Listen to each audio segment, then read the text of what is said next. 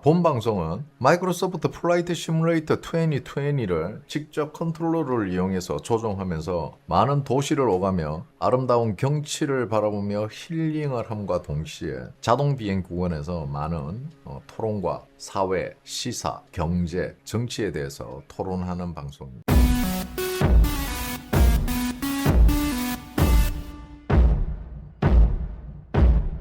자, 반갑습니다.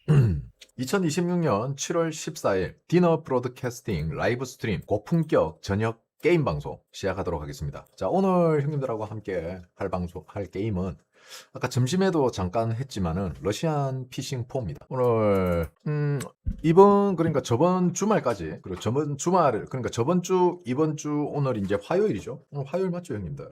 오늘 화요일까지 일어난 크고 작은 일들을 간단히 정리하자면은, 자, 트럼프 대통령 암살 계획이 들통났고요. 카타르에서 마련해준 이제 에어포스 1에 액화된 살인 무기가 있었던 것으로 파악을 했답니다. 백악관에서. 자, 그리고 이 정보는 이스라엘의 모사드를 통해서 첩보를 트럼프 대통령이 수집한 거라고 그럽니다. 그리고 나서 며칠 있다 그 다음 날인가 바로 카타르 전 국왕이 죽었습니다. 그리고 미국 상원의원이 젤렌스키랑 붙어먹고 바이든 때 미국이 지원한 달러를 젤렌스키하고 미 상원의원이 나눠먹기를 했어요. 그리고 그 나눠먹기 한 상원의원 중 한 명이 죽었습니다. 그리고 뉴욕타임즈 기자들이 미리 트럼프 대통령 사망 기사까지 작성해 놓은 게 발각됐고요. 윤석열 대통령 취임식 때 울려 퍼진 네순 도르마라는 곡을 트럼프 대통령이 계속 연주될 것이다 하면서 자신의 트루 소셜에 올렸죠. 자, 그리고 중국의 이번에 태풍으로 완전히 초토화가 됐습니다. 그죠? 이거 아마 그동안 중국이 기후조작하면서 아마 거기에 대한 영향을 좀 받지 않았나, 이렇게 분석하시는 분들이 상당히 많아요. 자, 대충 이렇게 해서 있었던 한 주의 크고 작은 소식들입니다. 형님들이 이제 머릿속에 딱 넣어놔야 될 이야기들입니다. 정말 국제적으로 스펙타클했죠. 그리고 오늘 형님들에게 이야기해 드릴 거는, 이거 오늘 첫 뉴스부터 너무 세게 나구나. 자, 트럼프 2020 미국 대선 외국의 선거 개입 주제로 대국민 연설을 준비 중이다. 로이터 연합의 헤드라인입니다. 자, 한국 시간 17일 오전 10시 최근 기밀 해제된 문서 정보를 가지고 트럼프 대통령이 연설을 계획하고 있습니다. 자, 형님들, 지금 많은 형님들이 트럼프 대통령이 이렇게 스피치를 한다니까 엄청난 기대를 하고 있어요. 지금 여기에서 한국이 언급될까 싶었어요. 그죠? 제가 이 뉴스를 가져온 이유는요, 형님들의 이런 희망 회로에 찬물을 끼얹기 위해서 가져왔어요. 한국이 언급 안 될 수도 있어요. 응? 형님들이 생각하는 특정 국가를 언급 안 할 수가 있다고. 그냥 뭉뚱그려서 이야기할 수도 있단 말이에요. 지금 보면은 형님들, 지금 여기에 너무 지금 많은 형님들이 희망을 거는 것 같아요. 자, 그러면은 이야기를 한번 해보자. 트럼프 대통령이 여기서 한국을 언급했다 치자. 자, 한국, 성남, 뭐가 달라지죠? 응? 자, 저는 형님들에게 묻고 싶어요. 뭐가 달라집니까? 형님들은 이게 뭐가 달라지기 때문에 이렇게 여기에서 성남이 언급되기를 바라고 한국이 언급되기를 바라는 거죠? 저는 그게 궁금해요. 자, 트럼프 대통령이 한국을 언급하고 안 하고 뭐가 달라집니까? 변하는 건 없어요. 형님들이 생각하는 같이 그런 극적인 드라마는 없다고. 그러면은 가능성에 대해서는 우리가 이야기를 할 수 있겠죠. 그죠? 막 지금 냉탕 온탕 가니까 정신없죠. 자, 그렇다면은 여기에 대해서 우리는 가능성에 대한 이야기를 할 수 있습니다. 가능성. 그러면 트럼프 대통령이 예를 들어서 한국을 언급하고 성남의 특정 IP가 트래픽을 유발했다. 그러면 여기에 대해서 가능성을 이야기할 수는 있어요. 어떤 가능성이 있을까요? 미국의 직접 수사. 왜? 선거에 개입했으니까 미국이 직접 수사를 할 수도 있습니다. 자국의 선거에 개입을 한 정황이 나왔기 때문에 거기에 대해서 직접 수사권을 행사할 수 있습니다. 자, 가능성에 대한 이야기예요. 그러면 두 번째, 이재명 정부에 대한 엄청난 압박이 되겠죠. 왜? 이때 당시 이재명이 경기도지사니까. 그죠? 세 번째, 이 부정선거에 대해서 가장 잘 아는 사람. 이 부정선거를 밝히기 위해서 가장 잘 아는 사람. 순서는 이렇게 갈 거예요. 가능성에 대한 이야기입니다. 가능성. 그렇다면 윤석열 대통령을 합법적으로 미국이 만날 수 있는 방법은 뭐죠? 대통령에 대한 접견이죠. 그럼 트럼프 대통령이 접견을 할 수 없어. 그럼 누가 접견하죠? 대사가 접근하죠. 그럼 대사가 윤석열 대통령 접견을 하는 거를 사회적 이슈화가 되지 않게 가장 자연스럽게 만날 수 있는 방법은, 자, 대한민국 성남이 미국 선관위에 접속한 흔적이 남아 미국이 직접 수사를 하면서 미국에 대한 선거 개입이 한국에서 일어났다. 거기에 대한 직접 수사를 하겠다. 그럼 이재명 정부에 엄청난 압박이 되죠. 그때 당시 이재명 대통령이 경기도 성남을 관할하는 경기도지사였다. 그리고 그 미국에 대한 부정선거와 한국에 대한 부정선거를 밝히기 위해서 가장 많은 정보를 가지고 있는 사람이 윤석열 대통령이다. 그래서 우리 미국은 대사를 통해서 접견을 하겠다. 이렇게 되면 어떻게 되죠? 이렇게 되면 반박을 할 수가 없어요. 논리적으로 완벽하게 기성전결이 이루어지죠. 그럼 윤석열 대통령은, 미국 입장에서는 윤석열 대통령 어떤 걸 보고받고 무엇을 알고 있고 어디까지 알고 있는가가 이제는 포커스가 되는 거예요. 우리는 가능성에 대한 이야기를 해야지 기도 메타는 아니다. 물 떠놓고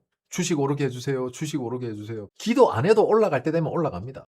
형님들이 마음속으로 안 빌어도 이루어질 일은 이루어진단 말이야. 형님들이 맨날 기도를 하는 거야. 내일 제발 태양이 뜨지 않게 해주십시오. 그래도 아침은 온단 말이야. 그러니까 우리는 가능성에 대한 이야기를 해야지, 자꾸 야 이렇게 되는 거 아이가? 와 그 하나의 이벤트에 초점을 맞추면 안 된다는 거예요. 자, 형님들, 정치인이 어떤 발언을 할 때는 정치인의 발언은요, 그냥 하는 발언이 아니에요. 의미가 있고 숨겨진 뜻이 있고 완벽한 의도가 있는 거. 이걸 찾아내세요. 자, 그런데 재밌는 판결이 하나 나왔어요, 형님들. 그것도 MBC 보도예요. 법원 내란 가담 혐의에 강호필 전 지작사령관 구속영장 기각. 자, 지작사를 계엄 대응 체제로 전환시킨 주요 임무 종사자라는 혐의를 받은 강호필 전 지작사령관이 특검으로부터 신청받은 청구된 구속영장이 법원이 기각을 시켜버려. 내란이라며. 아니, 내란이라며 이 새끼들아. 내란을 그럼 윤석열 혼자서 하니? 윤석열이 막 김치찌개 끓이면서 내란 이러면서 하는 게 내란이야? 윤석열 대통령이 지 혼자 내란하냐고. 계란 후라이 꾸면서 계란 하는데 너네들이 내란으로 잘못 들은 거 아니고? 아니 씨발 무슨 내란을 지 혼자 해. 100kg가 넘는 저 뚱땡이가. 아니 한번 생각해보자고. 우리가 윤석열 대통령을 존경하는 건 존경하는 거야. 그런데 솔직히 윤석열 대통령 100kg 넘는 뚱땡인데 술 먹는 하마잖아. 알코올로 쩌는 몸을 씹어 혼자서 무슨 내란을 해? 구동시로 군대도 안 갔다 온 사람인데. 나하고 같은 면제인데 면제가 씹으면 무슨 내란을 하냐고. 아니 형님들 제 말이 틀렸습니까? 아니 씨발 내란을 한 사람이 없네. 근데 윤석열 대통령은 내란으로 지금 재판을 받고 있어요. 그런데 내란을 저지른 사람이 없어 지금. 법원이 가만 생각해보니까 이거 내란이 아닌데. 그러면은 니네들 말에 의하면은 윤석열 혼자서 내란을 저질렀다는 거 아니야. 뭐 윤석열이 뭐 코만도니? 람보야? 말 같지 않은 소리를 해야지. 야, 니들도 하다 보니까 이상하지? 판사들, 니들도 하다 보니까 좀 이상하지 않냐? 야, 이게 맞나? 야, 이거 이렇게 판결해도 되는 거야? 아니, 솔직히 우리 윤석열 대통령 할 줄 아는 거라 해봐야 김건희 여사 아침 차려주고 계란말이 하고 김치찌개 끓이는 것밖에 할 줄 모르는데, 지금 곽종근이가 뭐 윤석열 대통령이 뭐 내란 어쩌고 저쩌고 일하는데 윤석열 대통령이 냉장고 문 열고 야 계란 어디 갔냐? 계란이 보자. 계란이 여기 어디 있는데 계란 하는데 이 새끼가 귓구녕에 깃밥이 가득 차갖고 말을 잘못 들어서 내란으로 들은 거 아니야? 갑자기 뜬금없지만 형님들 김치찌개에도 계란 풀어서 먹으면 맛있습니다. 김치찌개도 계란 풀어 먹으면 맛있어요. 어쨌든 지금 법원에서 봐봐.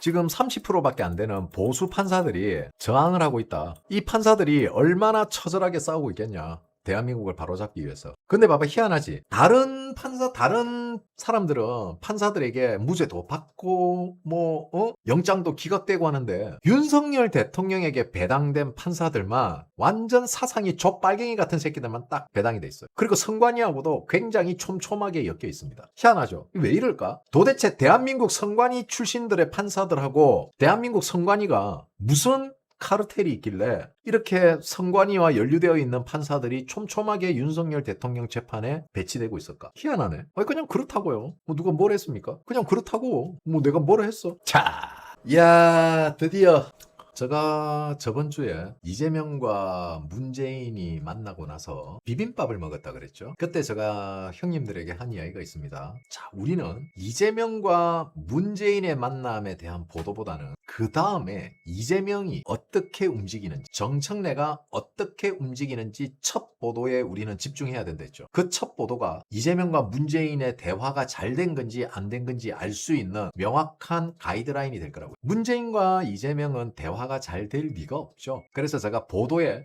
집중하라고 했는데 드디어 보도가 떴습니다. 야, 이쯤 되면은 거의 예언가 수준 아닙니까?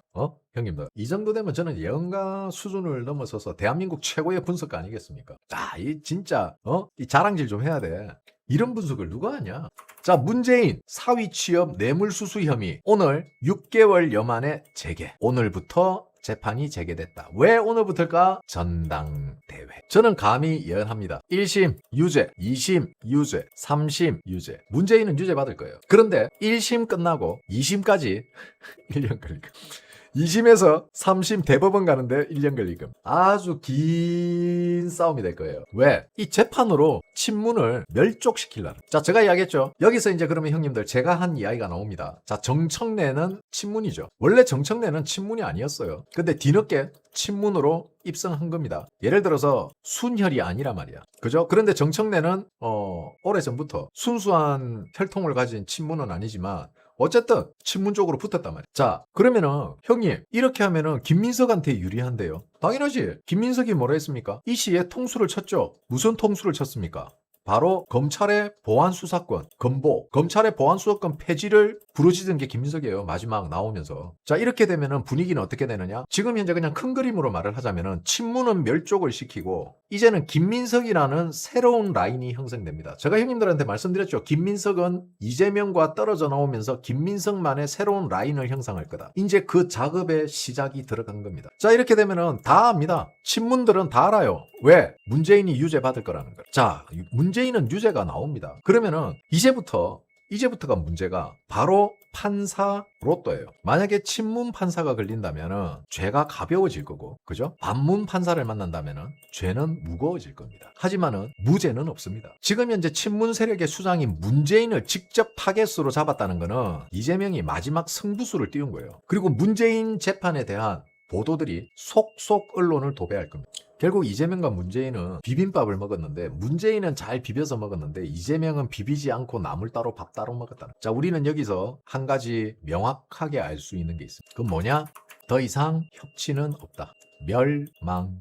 멸망전입니다. 멸망전. 이게 멸망전이에요. 자, 이렇게 되면은 조국으로 타격받은 문재인, 거기다가 문재인의 나팔수 김어준도 오늘 벌금 2천만 원의 유죄를 받았어요. 옛날 채널A 이동재 기자, 지금은 매일신문으로 가 있지만 채널A의 이동재 기자에 대한 허위 비방으로 인한 김어준의 유죄가 벌금 2천만 원의 유죄가 떨어졌습니다. 자, 이렇게 되면은 어떤 문제가 생길까요? 친문들이 위축될 수밖에 없어요. 자, 천하의 털보도 유죄가 나왔습니다. 유죄가 나왔지만 사실은 친문 판사가 아니었다면은 김어준은 징역형이에요. 이거 실형 나왔을 거예요. 집행유예. 벌금으로 끝난 거야. 제가 말한 친문 판사를 만나면은 죄는 가벼워질 거고 형벌은 가벼워질 거고 반문을 만나면은 죄는 무거워질 거라. 이게 그 대표적인 예입니다. 명백한 유죄를 벗어나기 위해서 친문들은 과도한 벌금으로 징역형을 막아줍니다. 대부분이 그래요. 옛날에 윤미향도 그랬죠. 벌금으로 때려버려. 결국은 지금 1년의 사법부의 움직임이 어떻게 보면은 사법부가 아니고 지금 이 판 자체가 친문을 조지고 있다는 게 누가 봐도